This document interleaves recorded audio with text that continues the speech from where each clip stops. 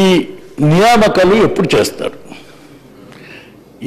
ఎంత కాల వ్యవధిలో, ఏ విధంగా అనేటువంటిది ప్రధానమైనటువంటి విషయం.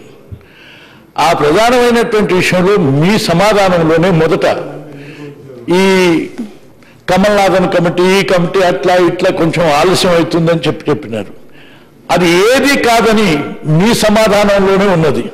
ఏంటంటే కమల్నాథన్ కమిటీతో సంబంధం లేకుండానే 85% ఉద్యోగాలు అంటే సుమారు 1,07,000లో 85% అంటే 16,000 పోతే 90,000 ఇమ్మీడియట్గా మీరు నియామకం చేయడానికి మీ దగ్గర ఉన్నది. కానీ ఈ సమయంలో అన్ని నియామకమైనయా లేదా అని నేను పట్టుబడితే మీరు నన్ను తప్పు పట్టవచ్చు. కనీసం 10,000 నియామకం చేసిండ్రా?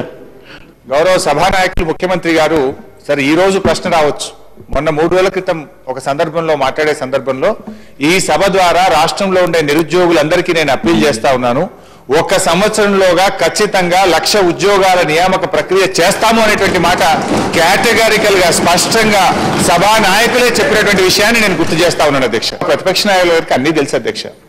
అసలు మొన్నటిదాకా మనకు ఐఏఎస్ ఆఫీసర్లే రాలేదు, వచ్చి అంతా 2 నెలల 15 రోజులు అయింది.